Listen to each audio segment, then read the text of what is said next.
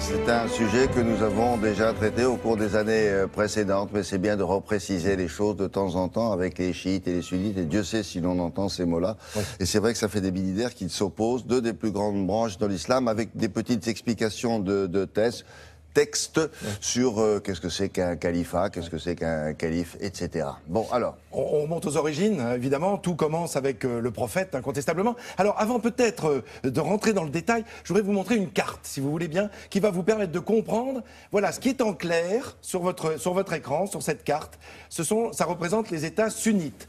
Et ce qui est en foncé sont les États chiites. Alors ils sont largement majoritaires. Largement majoritaires. 90% des musulmans, 1,2 milliard de musulmans dans le monde, 90% sont sunnites. C'est-à-dire, c'est plus de 800 millions de sunnites dans le monde, quoi. Absolument, absolument. Et là, c'est... Et en Syrie, alors donc... alors voilà, la Syrie, écoutez, on va y revenir avec les images tout à l'heure, parce que c'est vrai que c'est là qu'est en train de s'installer... Parce qu'il y a les deux. Ben voilà, absolument. Mais dans beaucoup de pays, il y a les deux. Mais il se trouve, à ce moment-là, les chiites sont en minorité. Là, ce que je vous montre, les deux États principaux... C'est les grandes répartitions. Absolument. Parce qu'en Irak, par exemple, il y a 98% de chiites parmi les musulmans habitant l'Irak. 98%. Alors qu'ils ne représentent que 10% dans l'ensemble.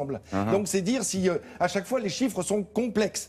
Mais je voudrais donc repartir depuis l'origine. Ils sont d'accord sur une chose, tous ces musulmans, c'est sur ce lieu saint que je vous montre, évidemment, c'est-à-dire la Mecque, là où est né le prophète. C'est là que tout a commencé. C'est là que le prophète va avoir son contact avec Dieu. C'est là qu'il va se faire le porte-parole de l'ange Gabriel, qui va lui dicter, entre guillemets, et qui va nous donner le Coran avec ses sourates, avec ses différents chapitres. Et puis tout cela, évidemment, les sourates, ce sont des recommandations, oui, ce sont des chapitres à l'intérieur du Coran que l'on voit là, on en voit là, magnifiquement illustrés. Et puis, à partir de l'an 622, le prophète va quitter la Mecque pour se rendre à Yatrib, qu'on appelle aujourd'hui Médine. Nous sommes toujours en Arabie Saoudite, et là, ça marque le début du calendrier musulman. Voilà pourquoi on vous dit aujourd'hui, nous sommes en l'an 1437 de l'Hégire, c'est-à-dire de ce calendrier musulman, qui prend son départ au moment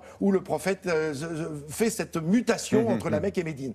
Alors, une fois que le prophète disparaît en 632, il a 61 ans, et c'est jeune, il n'a pas prévu... c'est jeune... Même pour l'époque, oui. Ah, à l'époque, quand même, c'est pas oui, mal. Mais ce que je veux dire par là, c'est qu'il est mort et sans avoir prévu sa succession. Ah, d'accord. Et c'est là où commence, j'ai presque envie de dire, la première scission. Alors, évidemment, lorsqu'il disparaît, il va falloir choisir entre ses successeurs. Là, on voit sur cette image, il y a à la fois Abou Bakr et il y a Ali. Et puis ses petits-fils. Mais alors, qui sont-ils? Alors, Abou Bakr, ça va être son premier successeur. C'est son beau-père. Il y a des gens qui soutiennent Abou Bakr, ce vont être les futurs sunnites.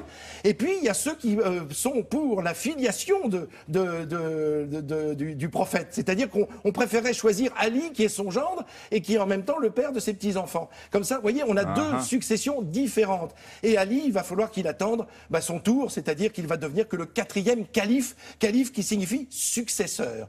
Calife, c'est le successeur. Voilà, le mot calife signifie successeur du prophète. Donc, il y a ces 4 premiers califes, il y a donc Abou Bakr, Omar, Uthman, et puis il y a Ali. Alors là, à partir du moment où Ali se met en place, du coup, les chiites deviennent, si j'ose dire, les détenteurs du pouvoir, puisque ce sont eux qui soutiennent. Ce que veut dire chiite, ça veut dire Shia Ali, ça veut dire partisan d'Ali. Donc on a les... on ne va pas rentrer dans tout dans les détails. C'est vrai qu'on se noie régulièrement, surtout dans une durée aussi courte quand on vous l'expliquait. Donc, et à partir de là, c'est la détestation, c'est la haine, c'est la guerre entre eux. C'est la guerre entre eux, la guerre religieuse et la guerre sur le terrain. Parce que les successeurs d'Ali ne vont pas pouvoir tenir le pouvoir. Ses fils vont prendre le pouvoir, mais ça ne va pas tenir.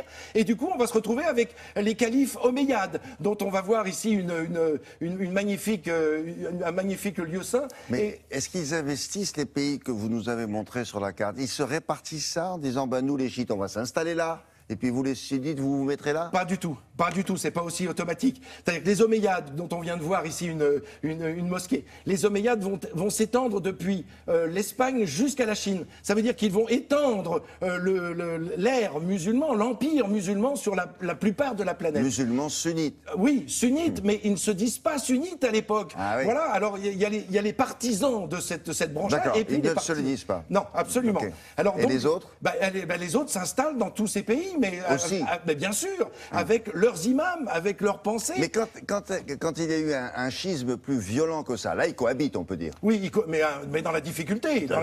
Mais quand il y a eu un schisme violent avec vraiment une répartition comme ça date de quand à peu près? Alors là, j'ai envie. Alors la guerre, elle existe depuis 1400 ans, hein, depuis que Ali a été au pouvoir. Donc ça fait 1400 ans qu'ils ne sont pas d'accord, qu'ils essayent de se supplanter les uns les autres. Mais le drame moderne commence avec l'Iran, en 1979, avec l'ayatollah Khomeini. C'est très récent, au fond, que ce soit à ce point. À ce point. L'ayatollah Khomeini prend le pouvoir pour les chiites en Iran et veut répandre sa révolution islamique partout. Personne n'en veut. Alors il va prendre des soutiens avec les Hezbollah au Liban et puis en Syrie. Et voilà comment cette idée du califat que l'on avait jusqu'en... C'était des théories qui s'opposaient, mais pas encore des hommes dans le sang, quoi. Non, absolument. Alors il va falloir attendre. Et puis là, on a la renaissance d'un califat, mais qui n'a rien à voir avec les vrais califes originels, les vrais califes historiques. On reviendra sur tout ça, parce qu'il faut un petit peu de temps. Merci beaucoup. Complexe, oui, pardon. Merci beaucoup, Frédéric. Avec Laurence Ostolassa, on va revenir sur le profil psychologique de certains tueurs. Nous avions commencé hier. C'est une question qui se pose. Ces terroristes sont-ils